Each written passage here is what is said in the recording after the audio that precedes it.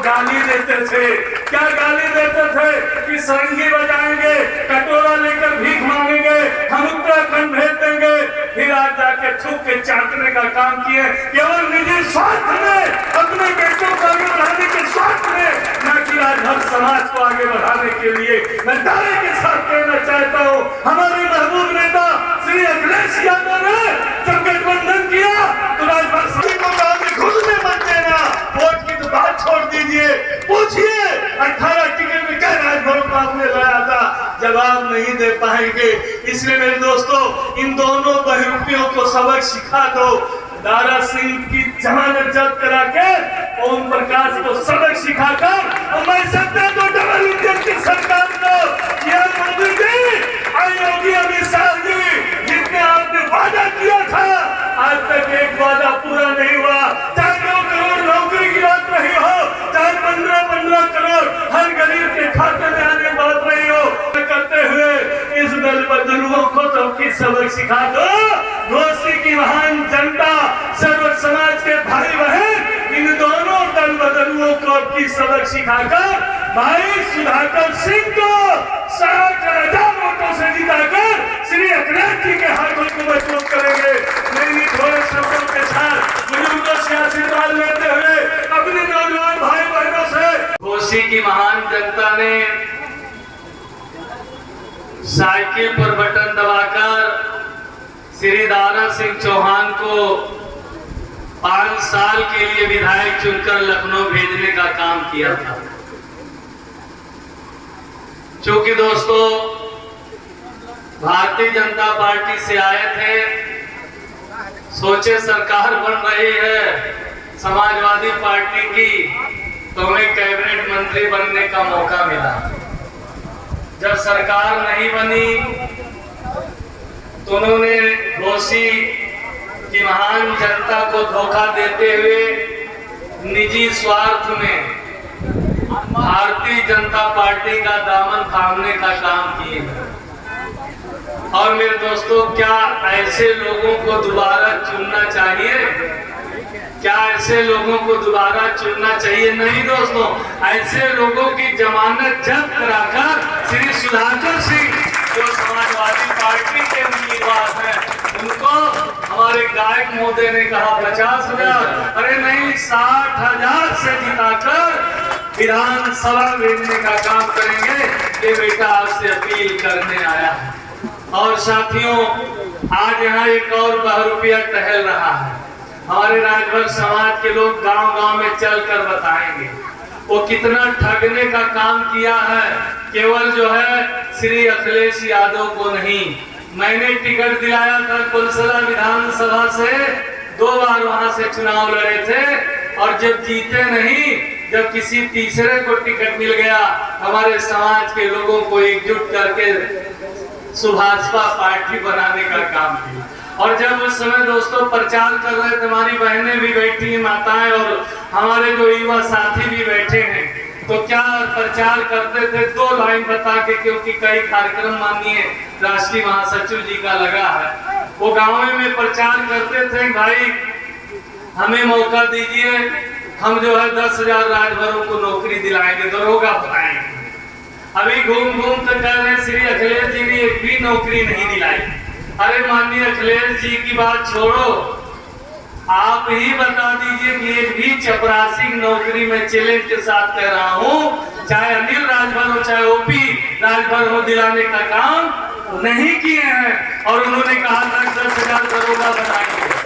और मेरे समाज के लोगों, अवसर समाज के लोगों, और उसने क्या कहा था कि अगर दूसरी पार्टी वाले राजभरों के गांव में जाएं तो जिनको बिना लाइसेंसी हथियार, बिना लाइसेंसी हथियार क्या है, खुरपा, कुदार, फावड़ा, गरासा, उसी से पेट फाड़ देना। चल ठीक है। अब जरा मैं सवाल कर रहा हूँ, अगर आप कुदार या हंसिया से पेट फाड़ देंगे तो 302 मुलजिम आप बनेंगे, जेल आप जाएंगे, को प्रकाश जाएंगे।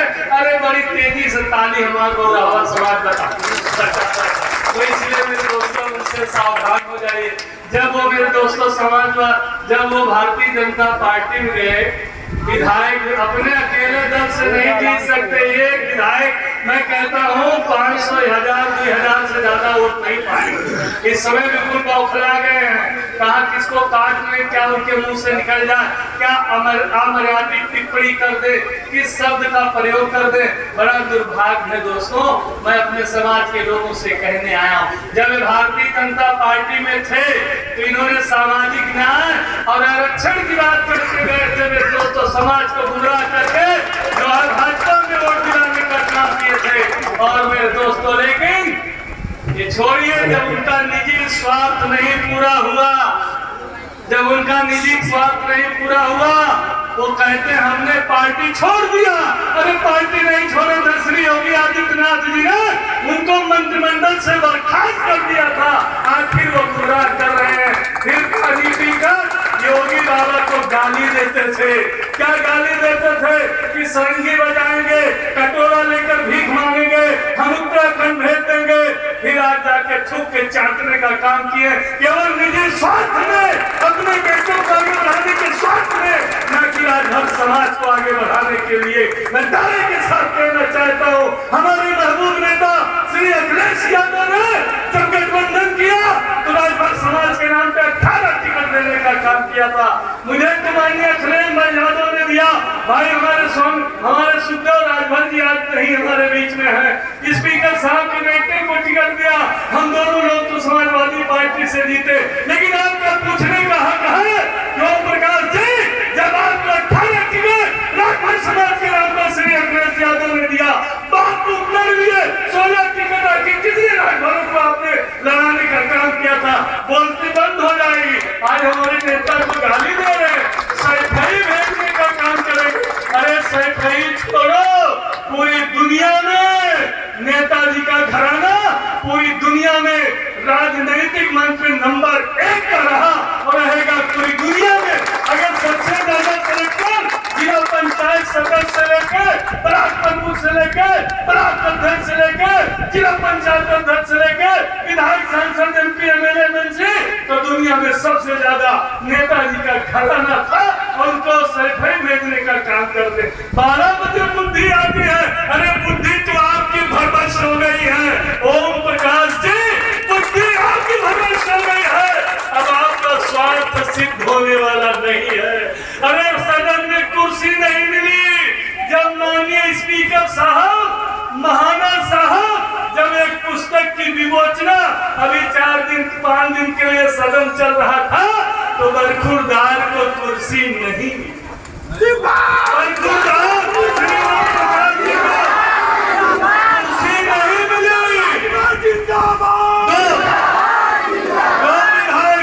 दो विधायक जीते कांग्रेस के, श्रीमती मोना आराधना मिश्रा के 2 विधायक, उनको कुर्सी मिली। ये 6 विधायक लेके थूक के चाटने गए, कुर्सी नहीं मिली। और समाज को गुमराह कर रहे, ऐसे आदमी को गाली घुसने मत देना।